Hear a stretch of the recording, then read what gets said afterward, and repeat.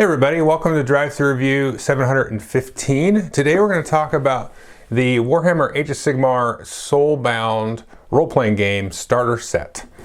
So a couple of months or so ago, I did my kind of top 10 things about Age of Sigmar Soulbound RPG. So I'll put a link to that in the video description here. But this physical version of this just came in. And I've actually had a chance over the last year to play a couple of games sort of derived out of some of the stories and threads in this box set. I'm also going to go ahead and cover the Gamemaster Screen. I'll give you kind of a quick look at that and stuff like that. And I will kind of more generally talk about Soulbound a little bit, but I am going to kind of hone in on some of the specifics to do with the starter set. So let's jump down to the table. I'll give you kind of a general rules overview, which I didn't really do in my top 10 video because that's not really what that was for. I'll show you a couple of things about combat and doing tests and stuff like that. And then some of the, like I said, specific and key parts of the starter set as well as the Gamemaster Screen. Okay, so I got a few things kind of laid out here on the table. Here's the starter set box. Here's the contents of the box. I've also got here the Gamemaster Screen as well as this supplement that comes with it. And then of course here is the full rule book, as well as some of the printouts and stuff. I'll just give you a quick glance through those in a minute. The nice thing about when you get stuff here from Cubicle 7, who's the one that publishes all this stuff, you very often, or I think always, will get a PDF. So you're able to easily print this stuff out and make little player aids and so on. Now the one interesting thing I wanted to show you about the starter set box is it can also dual as a Gamemaster Screen with a bunch of cheat sheets and little player aid things on the inside of the box there. I know they did the same thing with the Warhammer Fantasy Battle box set. I think it's a common thing with RPGs. I'm not too sure. Haven't played that many. But this is a kind of a nice thing. Gives you a little dice tray and, you know, put stuff to put your little widgets and things. Nice little map of the Great Parch, which is where much of the setting in this whole RPG and campaign really takes place. It's all in the realm of Akshi, the realm of fire, and it's specifically the Great Parch, which is like kind of a major continent in that realm. And a lot of the supplements and other things and other materials that you can get from them all focus in this area. So component-wise, it's pretty standard stuff. You get some custom dice here with some custom 6 values, and I think these dice are just fine. They're very readable. Might personally prefer pips, but that's just kind of a personal taste there. But these are nice little dice there, and they're very clear to read and everything. And then you also get these tokens, which you will want to make use of, and if you don't get the starter set, you'll want to make use of some kind of token to track a couple of things, specifically Doom, Metal, and Soulfire. So Metal is something that you're going to be tracking often. You're going to be spending that over rounds of combat. And I'm actually not sure which tokens are which. I do know the Doom token is this one, because this one here actually, because it's got the little skull on it, and that's always a bad thing. So Doom tokens you might want to track there, and then you've got the Soulfire as well. And so you're going to be spending those tokens. I don't think tokens are really necessary for anything except for Metal, because Metal you're always kind of burning through and spending and getting new resources for. The other tokens are just kind of little nice to have things, but they're there. And then here you've got the kind of this read this first thing. So it's kind of a general intro to role-playing games and that kind of stuff. And I will say, just kind of a preview of the review, I think you could get just the starter set and ignore the main rule book, even as a DM. You know, obviously, I think in that case, you probably want to be somewhat familiar with being a game master in that case. But I think there's enough in the starter set that you could just get that, get started with that with your group of players, and you'd be definitely good to go. And then you can kind of like graduate into some other materials. So also it gives you these character sheets here. There's some nice art on the back for the different character sheets. There's a nice good mix of the sort of archetypes that you'll have. So obviously this is a healer, Excelsior War Priest. The Hunter is kind of your ranged ranger type of fighter. The Tidecaster here, which is an Inept Deakin, which is like a sea-dwelling elf. That's kind of like your wizard class. You've got something of a utility class here. This is Malgra Daneson, and you know that would be kind of like analogous to like an engineer or that kind of class like that. And then you've got, of course, your Stormcast Eternal, which is your straight-up fighter, paladin type of character there. And they give you the character sheet here, which is very nice, and it gives you kind of the general goals and things like that. So that's a nice thing about these sheets here is they give you kind of like, okay, we're going to go on a quest, and these are the kind of things that this character will be interested in doing. So as the game master, you can start to kind of tailor that to, you know, whatever characters happen to be taken by your party, and kind of work around that. Little secrets and things, how they kind of maybe know some of the other characters and what their interactions were in a previous life, unless you're, you know, your group wants to kind of make up their own thing. And they kind of build in some of the formulas and calculations into the character sheet here. So for example, when you do combat and stuff, you'll combine body with a skill and so on, and then, you know, it'll just kind of build that calculation down here. So they're just going to say, oh, okay, if I attack with the Quester Warblade, 5d6, and I've got a focus I can use, and the damage is 1 plus the number of successes there. And it gives you a nice little description of all the different talents and abilities that they've got, and some other kind of character aid stuff here. And they have that for all the characters, and that's super nice. You can just jump right in with that and be playing, and away you go. Before we get into Faltering Light in the guide, I will also show, in terms of player aids, there's some nice player aids here, which are very easy. So the guide here, well, not the guide, the adventure that's in here, it will kind of baby step you into the adventure. It'll get you into the mechanics, but there's also this stuff here, which is just the really nuts and bolts basics of all the different mechanics: casting a spell, doing a test, rounds of combat. And this is all that you really will need to know. You don't really necessarily need the full rule book to jump into this adventure. And then you have here this this map there, and this is maybe what the players will have a view of. And so you've got the various different districts in the city of Brightspear, which is where the adventure here in Faltering Light takes place. Specifically, more directly, the underworld of the city, but you can also kind of go off on some different branches here, which I'll show you in a minute. Now, on the back of the Brightspear City Guide, you have here sort of for the DM, and you could see, okay, if they go over here, then they're going to go to this particular shop or guild hall or something, and then you can go in and turn to the page in the city guide, and then it gives you some background information there for you to kind of go off of. But these are very nice little handy aids here. Now, speaking of the two books, so here you have the Faltering Light. And like I said here, this is going to give you kind of an easy to get into walkthrough of the city. And I'll kind of set the stage a little bit. You will be kind of journeying to Brightspear. And if I screw some of this up, forgive me, because the 2 times that I've run through this, I've just gone and forked and gone off on a completely different narrative. But I basically kind of took bits and pieces, which I'll show you here in a minute what I kind of did. But so I might screw up some of the story with my own. But yeah, you kind of start on this Caradron ship, and you're arriving at Brightspear, and you have some interactions with the captain. And then you're going to arrive there, and things are going to kind of get, unravel sort of quickly. So here you might make some tests interacting with some of the different things. So we'll walk you through basically a test, and I'll show you tests here in a second. And then you'll get into some different things, and it will give you work you slowly into the underworld, give you some different characters to interact with, and so on. And then they'll work into sort of a combat test. Let's see here. So here's a nice good breakdown of the combat and how that works, and some of the comparison charts and things, which I'll show you in a minute.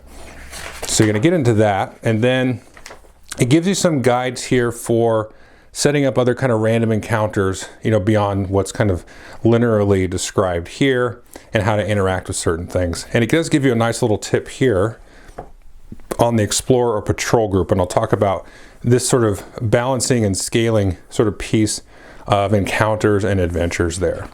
So it gets you going, it gives you a little bit of a map there, and then towards the back here, it kind of gets you to the end of the adventure, and then you can get back into kind of some stuff to go in and revisit it, and some other kind of things that you can do here.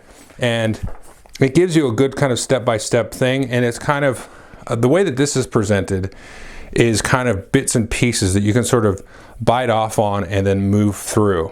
So it does a good kind of like breadcrumbing of the information and all of the different things. So from a DM perspective, it's kind of a lot to kind of digest and juggle in your head, But once you kind of settle in on a few of the key points, you kind of will, certain points of it will kind of jump out at you. This is how I kind of did it. So they jumped out at me and said, oh, I kind of like that thread and that thread and that thread. So based on what the players are doing, we might do these different things. And so here are the stat sheets for the various different, you know, baddies that you will encounter if you go through this. And then that's that, and there's also kind of a player aid here on the back.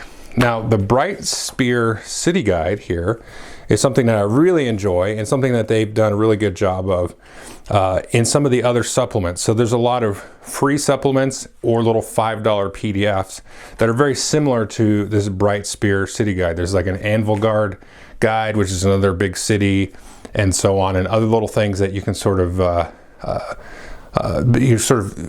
build threads off of for your adventure. So let's just kind of go through this quickly here. So this gives you kind of the general sort of lore and background and all this kind of stuff, and sort of the history of the city, you know, kind of what happened in the past, which is going to be kind of a driving force in some of the adventures, some of the ancient mythic, Age of Myth stuff, and so on. And here you got, you know, different goods and services and items that you can buy and all that kind of stuff. Although this is not a very item-driven game. And then some other stuff here. So if we get into the back, here, and so these are some of the different like locations I showed you that were on the map here. So if they go in and visit this place called Cross Swords, then you can kind of you know, give kind of a background to that. So this is kind of a nice thing. And then, you know, sometimes, you know, if you play Seat of Your Pants, this stuff is great because you're like, okay, well, they walked into the White Line Inn, and then, you know, blah, blah, blah, and then this stuff happened, and now we're off and running, and we're just having a good time. So here is the Undercity here, and this will kind of expound upon the adventure that happens inside of here. So if they want to go back into the Undercity, maybe they've played through the initial campaign or you know, little adventure in here, you can go back in, or you can add in this, you know, read ahead, so to speak, and add in little things there, which is kind of a nice thing. And so there's some other stuff that, like, about outside of the city and so on. And then in the back here, this is the stuff I really like here. So they have this rumors, fears, and threats thing. And so what you can do is you can say, okay, and if you're, you know, if you're a miniature heavy player, so let's just use a good example here. Like, say you've got a bunch of disciples of Tzeentch and miniatures and Magister miniature, and you've got some of these Carrick acolytes. You can say, okay, I want to use those in an adventure. And so here is sort of a thread that I can sort of, you know, again, leave some breadcrumbs for the players. They might follow down with this, and then you can sort of start with the rumor, the fear, the threat, and then once that they get far enough along that pathway, then you can kick off, you know, some encounters and some full-blown adventures based on that. Or if you have like a little Gloomspite Gets collection or something, or this looks cool to you in terms of a story, the same rumor, fear, threat, and then kick off an adventure. Here you've got another one. So there's a good little handful of these in the back here, these little sort of threads that you can kick off. And so basically what I did is I read through a bunch of these things, you know, when the PDF version came out, and I was like, oh, I have miniatures for this and that. So for example, like I said, I printed out a lot of these PDFs and some of these different player aids and things, and then I just printed out a bunch of the stats for some of the different you know, NPC characters that you have to fight and so on, and just kind of arrange these in such a way that I knew like how they would kind of progress through the adventure, you know, theoretically, and then, you know, hit up some of these monsters there. Now, speaking of the player aids, before I talk, well, actually I wanted to show this before I talk some more about the mechanics, is so you've got the Gamemaster Screen supplement, which again is a lot more of these rumor, fear, threat things, and there's just a whole bunch of these, and they're set in different cities and so on. So if we take a look here, like so, you've got Anvil Guard, right? So it does a couple of threads in there, and then you've also got Bright Spear, which is where you start off there, and so on. So this is a great little sort of extra supplement that comes with the screen, and the screen itself is really cool. So it's, well, first of all, it's got some nice art on the front side of it, like that. This is basically the cover of the main book kind of exploded out there, so that's neat. And then we have here this really handy aid that makes doing your turns, your tests, rounds of combat and everything very interesting. So just to kind of give you a visual aid here, I set up one of these Warcry boards, or you have similar size boards in Kill Team, which is a 22 by 30 board. And every time that I've done an encounter, I basically just set a board up like this off to the side, and then once it sort of happens, because we've been playing online, so it's kind of easy to set something up off to the side, and then if they happen to get to that encounter, then I'll pull, one of the, so I'll set like 3 of these up. And then usually one of them I'll get them into right away. And then based on, kind of where they go in the path of it, we might do combat, like this, or it might just be kind of like theater of the mind combat. I've kind of juggled between that. Because you might just have more of a, I don't know, like esoteric kind of combat. It's not very tactical type of thing, where it's just like, okay, a couple of things show up, but you're not really necessarily trying to fight them, you're trying to negotiate with them, or kind of deal with the puzzle of the situation and that kind of thing. But for really kind of gritty, visceral, tactical combat, this game really excels. And so what you do is you take a play area, and it could just be, obviously like a D&D map or a grid map or something, but you don't use a grid for movement. You kind of just randomly chop up areas. So for example here, this little slice there, that's an area. And then over here where you can see I have these little ghosts, the Night Haunt, that's an area. Over here, this is an area. So when you move, you go from area to area. And then up there, there's a big area with the big Maw Crusher, and over there. And it doesn't matter the size, you just kind of delineate the space however it looks visually pleasing.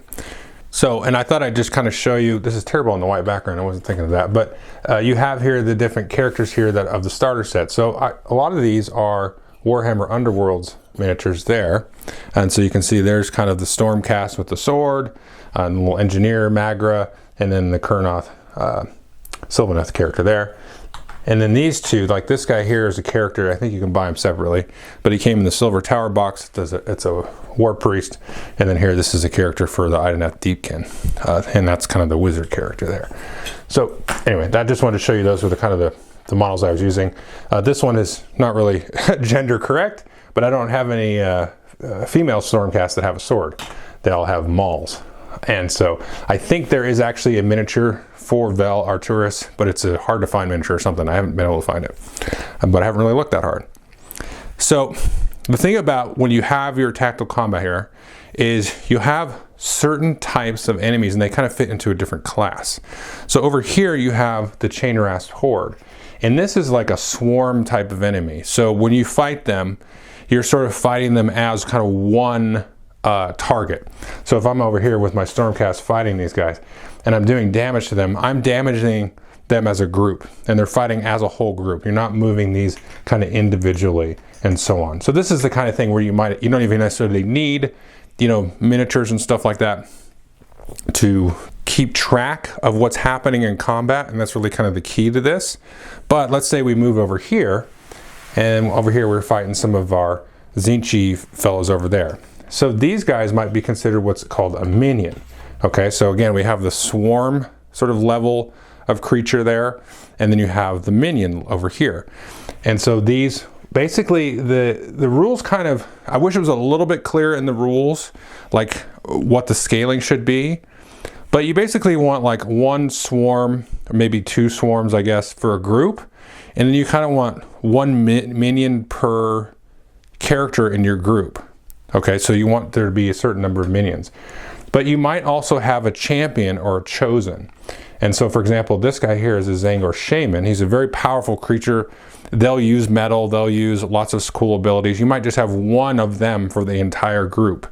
Or this guy here, now he's a bigger fellow, but he's only a champion.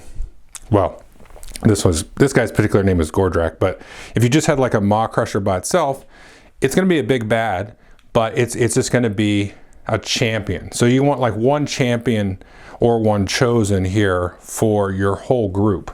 And then you can kind of scale that up as needed. Or it does even give you rules. For example, let's say you had like a group of minions here. This guy was not, in the picture, and you have just a group of these acolytes here, but you wanted one to be kind of the leader. So you can upgrade them to be a champion, and you can do certain things like give them the ability to use metal and stuff. So it gives you a lot of kind of the tools to kind of granulate and scale up and down the different encounters.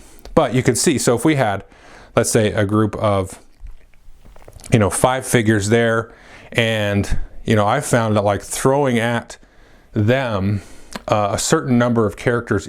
Actually, it's even more than that. So you might have like 2 minions per character. So then you're juggling like 10 figures plus a champion, and like keeping track of that in the theater of the mind is not undoable, but it's also a lot more fun, in my opinion, to do it kind of on a tactical board like this, especially once you start spreading people out, because you might have some, minions over here in this area trying to protect the treasure or whatever the secret artifact is over there, and you start to come in with range combat, and you have this chosen champion kind of flying around casting spells and so on. And so keeping track of where they are kind of dynamically on the board, maybe certain areas you kind of treat different ways, like movement might be tough in this area because there's a lot of more ruins here, so moving through this particular area slows the characters down, so they maybe have to use up their second action, because usually you do a move and an action. And so it gives you a good kind of tactical visceral quality in terms of keeping track of everything going on in the combat, because it can be, if you want it to be, a really combat heavy RPG game. And I think that by the use of the areas, it gives you a lot of ways to sort of really lean into the theme and the setting and all that kind of stuff. Now, I did want to also highlight here the Gamemaster Screen itself, and this is fantastic. Like, this is to me an indispensable resource in terms of like teaching the game as well, as just giving this moving the game along. So here you've got all kind of your general stuff, and traits, conditions, environmental traits. These are weapon and armor traits and so on. And so this is a general thing. So like, what does Frighten do again? What does Rend do again? These kind of keyword things are nice to have, of course, off to the side. Now, the real meat of kind of the interactions in especially combat in the game is here. And so first, let's zoom in on this ladder here, and I'll kind of explain some of the mechanics if you're not familiar. So let's just do an example here. We've got the Carrick Acolyte. This is a minion there, and the Warrior Priest is going to attack him. So when you look at this, you're going to look at the attack value versus the defense value. So let's just say, and the way that the values are is part of this ladder. So let's say he had a good attack rating there, right? And then the average defense rating on the Acolyte there is that. So if you are, let's see, 1 step higher, all you need is a 3. And maybe his Warhammer here, maybe he rolls 3d6. So he needs 3s on there. So he got 2 3s and a 2. So these are the number of successes. And typically the number of damage you do would be 1 point of damage plus the number of successes. But if this guy was like a really, like maybe he was an adept acolyte or something like that, and he was actually extraordinary, and then this guy was still only good, well then he's actually lower.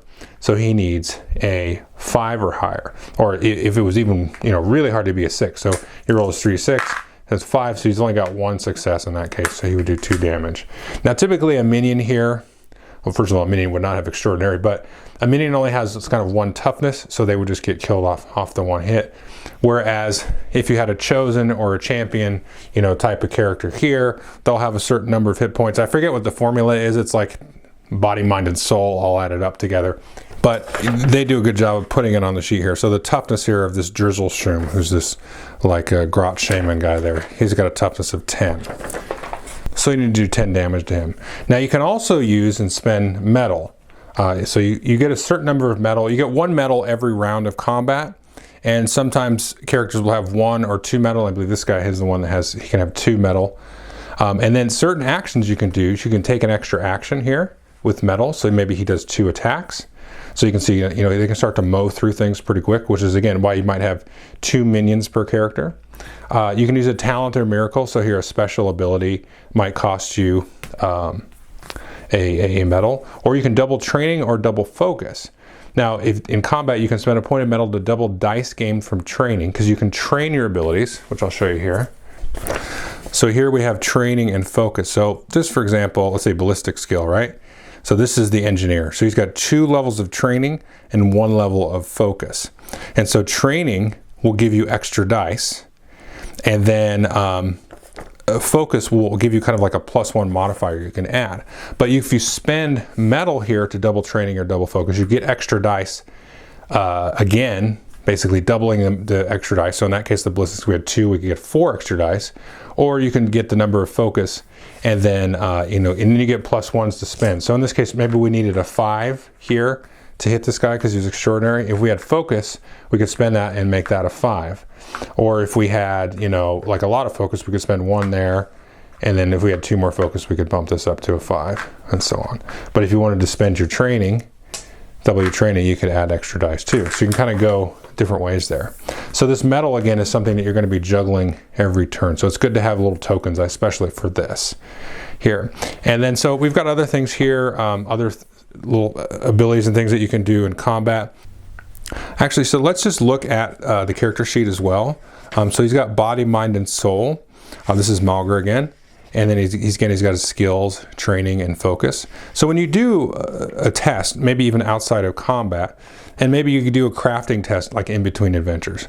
So that might be mind, but then so you've got 3 dice for mind, and then 1 extra for crafting with a focus. So maybe the GM says, okay, you're trying to craft some new gun. You got your 3 mind, plus you're good at crafting, so you get an extra die, and then you have a focus. And then the GM is going to figure out the difficulty of the test. And I'll talk about difficulty, but let's say he says, okay, you need 2 4 pluses, okay? So you do that. So you've got 1 there, that's a 6, and that. You didn't even need to use the focus, okay? And so then he was able to successfully craft whatever he got there. So that's kind of a general skill test thing. Now down here again, I showed you kind of the goals and the talents here, the special abilities. So we go down here, and this is also the nice little chart here of where they kind of balance here. So in melee combat, Malgra, he's only an average.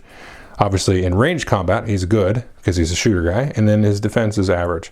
And again, you get your little chart there and some other things here. Here's the initiative. The characters will act in initiative order, but there's also some house rules and variants you can do to kind of roll for initiative. And here's the amount of toughness. So as you take damage, you're going to get toughness. Now lastly, I just wanted to talk about here the difficulty stuff. So if we do this, zoom out just a little bit there, there's some other kind of little things here, but really I want to talk about the difficulty. And there's this nice chart here.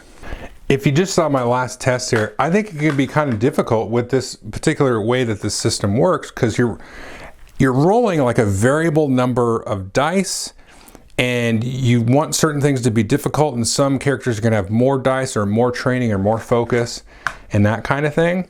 But if you're like, okay, let me think about the setting, let me think about what's going on, and should this be difficult or not for this particular character? And if you say, okay, well, they're rolling 5 dice here, and so they need at least 1 5, or maybe they need at least 2 5s. So you've got here the target number and then the number of that target number. So you need 1 successive 5. Well, if this person is rolling 5d6, that would be a very easy test. So you can look through here and say, okay, if they're rolling 5d6 on their test, what would be an average test? So they need 1 6, or they need 3 4s, okay? But if you want to make it very hard or hard, like for example, they need 5 3s. So that would be a hard test on 5d6. If they're rolling 10d6, then well, the only way I can make it very hard, according to this chart, was they would need 4 6s, right? So if you're rolling 10d6. So this is a kind of a thing where you can kind of use the theme and the current circumstances of the story and say, okay, Billy, you're trying to make this test, you're rolling 5d6, but you know what, this should really be hard for you based on, you know, the past history and everything that's happened. So I'm going to say make it a hard, and you're rolling 5 dice, so you need 3 5s. So they got 1 5, and maybe they had some focus here. They could have got this one up to another 5, but they weren't able to quite do it because all the 1s. But anyway, that's kind of the general idea. Maybe they're trying to pick a lock, right? And so this particular rogue type of character comes in.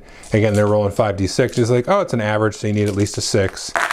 Okay, so maybe they would have some focus that they could bump that up. This is a terrible roll, but yeah, you see what I'm saying? So it's a way you can kind of fine tune the difficulty pretty easily, and this is definitely handy to have, and this is also in the main rule book there. Anyway, kind of that's the gist of the starter set and the Gamemaster Screen. Okay, so that's a little bit of a general overview of the starter set and the Gamemaster Screen. Like I said, I've played through this a couple of times now over the last year. All the games have been online, like over Zoom and stuff, but I've found that the main takeaways for me have been some of the player aid stuff that I've showed you. It's really been helpful for me to kind of come up with stuff on the fly, not spend too much time kind of like flipping through a rule book, or in this case, scrolling through a rule book on my iPad and that kind of stuff.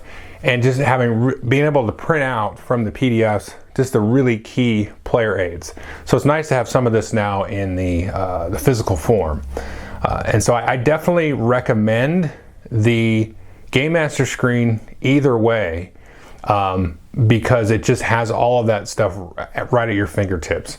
And the starter set, like I kind of talked about through in the little walkthrough there, I could even recommend that, I think, even without getting the full rule book. I think there's enough to kind of get you in there and get you going, and it walks you through in a nice way, kind of baby stepping you into the first sort of adventure with some tests and a little bit of combat and so on, and then kind of setting things up for later. And everything is really laid out well and sort of baked in the formulas on the character sheets, so the players have an easy time just like, oh, I'll look and do this. And then if they want to kind of know the inner workings of that, then you kind of need the main rule book. But it's fine, you can sort of just explain it. Well, it's this and this and this, and you add those up, and they're like, okay, but it's just all calculated for you. They don't have to do that every time they go to make a roll or anything.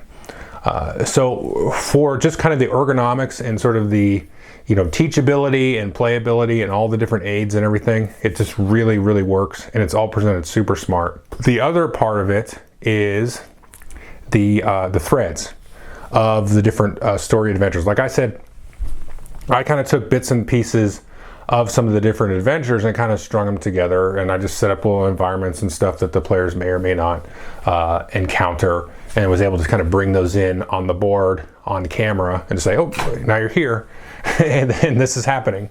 So having those kind of threads and stuff to pull on is really neat, and it's been an interesting kind of thing to see, because they've started to release some of the material for their first kind of big campaign, the Soul Tide campaign.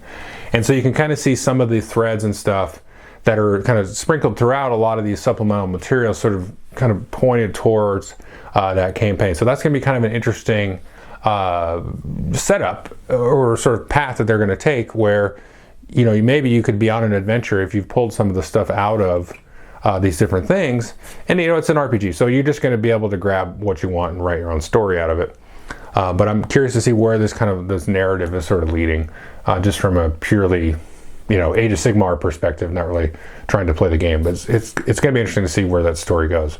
But I think there's a lot here to offer, again, in terms of getting your feet in, jumping you in, giving you some stuff to chew on, and set up some encounters and have some fun with it. So I definitely recommend both items. Definitely the Gamemaster Screen, because it's indispensable during play, and the starter set 100% if you're just jumping in and you want to get your players in without rolling up characters and doing all that kind of stuff.